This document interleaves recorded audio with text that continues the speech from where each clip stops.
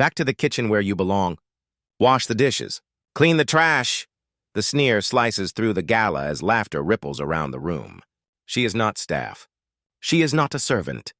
She is a black CEO, a woman who built her empire from nothing and now stands among billionaires. Yet in one cruel moment, an heiress reduces her to a stereotype. What the heiress doesn't realize is that her arrogance will cost her far more than pride. It will destroy a $4 billion deal. Her name is Maya Collins. To the world of business, she is a force. One of the few black women to rise from humble beginnings into the rare air of billion-dollar leadership. Her days are long, her schedule relentless, but she thrives in it. Every handshake, every deal, every sleepless night built the empire she now commands. But success never erased the shadows she carries. She remembers the nights working double shifts while studying by dim light, the years her voice was dismissed in boardrooms until her numbers spoke louder than prejudice. She remembers her mother reminding her, "You'll have to be twice as good, Maya, and never let them see you break." Tonight, at the glittering gala, she doesn't come to prove herself. She comes as an equal, invited among the elite, respected for her vision and poised to finalize a historic $4 billion partnership. Yet beneath the chandeliers and champagne, tension simmers. Whispers follow her presence, some admiring, others questioning. And though she wears her confidence like armor, Maya knows one truth. In rooms like these, respect can vanish in an instant. She just doesn't know yet that before the night ends, an insult will strip away the glamour and reveal the ugly weight of arrogance and racism, turning celebration into battle. The gala glitters with excess, chandeliers spilling golden light, glasses chiming with champagne, cameras flashing as the heirs of wealth and the architects of industry exchange practiced smiles. Maya Collins stands among them, her posture steady, her presence undeniable. For years she dreamed of moments like this. Not as an outsider, but as an equal. Yet she feels the eyes.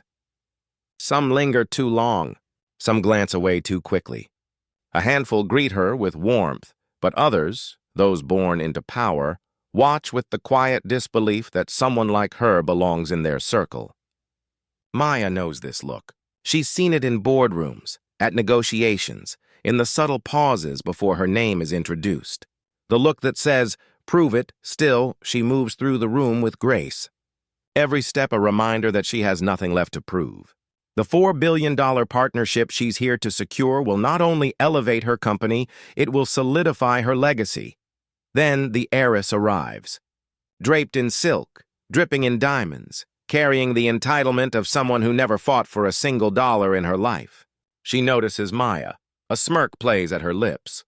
At first, the words are whispered, almost playful, but loud enough for the nearest guests to hear. Back to the kitchen where you belong. Wash the dishes. Clean the trash. The laughter follows. Quick, sharp, cruel. Faces turn toward Maya, not with sympathy, but with curiosity. How will she respond? The room, once buzzing with music and conversation, feels smaller now, the spotlight burning hotter. The heiress, emboldened by the silence, steps closer. She gestures toward a passing waiter with a tray of cake, but instead of handing it to Maya, she grabs a slice dripping with frosting and with a smirk smashes it into Maya's face. Gasps explode across the ballroom. Phones shoot up, recording every second. Laughter mixes with shock. Frosting runs down Maya's gown, her dignity smeared before the world. Some guests turn away, others grin, but none step in. The humiliation is complete, or so the heiress believes. Inside, Maya trembles, not from weakness, but from the heat of fury building in her chest. She knows this moment is no accident. It is designed to humiliate, to remind her that no matter her wealth or power, in the eyes of some, she will never be enough. But what the heiress doesn't realize is that Maya has more than dignity on the line tonight. She holds the pen that will sign away billions, and humiliation has a cost. The cake drips from her face, sweet and sticky, but the taste of injustice is bitter. The heiress smirks, certain she has won. Not just the moment, but the room. For a heartbeat, Maya considers silence. To swallow the insult, let the night continue, sign the deal, and walk away with her dignity cracked but intact. But then she sees the faces around her, the ones who expect her to bow, to shrink, to accept. And in that reflection, she sees not just herself, but every woman, every black professional, every soul told they didn't belong. Her decision is instant. She wipes the frosting from her eyes, sets down the plate, and lifts her head with deliberate calm. The silence thickens. Then, with measured grace, she turns to the partners she was meant to sign with, the very billionaires watching this humiliation unfold. She looks them in the eyes one by one, her voice steady, resonant, unshaken. "This," she says, gesturing to the heiress, "is who you trust with billions. A woman who believes power is permission for cruelty? If you think my worth is defined by how I'm treated here tonight, then your empire is built on sand." Gasps spread. The heiress's smile falters. The room shifts from amusement to unease. Cameras keep rolling, capturing every word, every flicker of truth. Maya does not shout. She does not tremble. She reclaims the stage by refusing to play the part written for her. And in that moment, the humiliation transforms, not into shame, but into fire. The deal is no longer a transaction. It is a weapon. The question is no longer whether Maya belongs. The question is whether the heiress's arrogance just destroyed everything her family has built. The next morning, headlines blazed across every news outlet. The video had gone viral, millions watching as a black woman stood against humiliation in a room that had tried to strip her of dignity.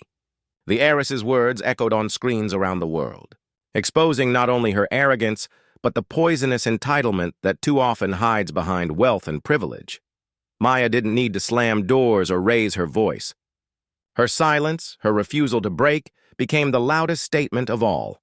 The $4 billion deal collapsed within hours. Investors pulled out. The heiress's family scrambled to contain the fallout, but the damage was already done. What began as a cruel joke ended as a reckoning. For Maya, the wound of that night would never fully vanish. Racism is not erased by a single act of defiance. But her choice turned pain into power, shame into spotlight, humiliation into history. She reminded the world that dignity is not given. It is claimed, and this story is not just hers. It belongs to every professional who has been underestimated, every woman who has been dismissed, every black leader who has walked into a room knowing they would be tested more than anyone else. Maya's victory was personal, but its meaning was universal. The question that lingers is not what happened that night. It is what we will do with it. How many more voices must be mocked before respect is no longer conditional? How many more stories must go viral before equality is not the exception but the norm? One insult ended a $4 billion deal. But the bigger cost is what happens every day, in rooms without cameras, where silence lets injustice thrive. Will we keep watching, or will we finally speak?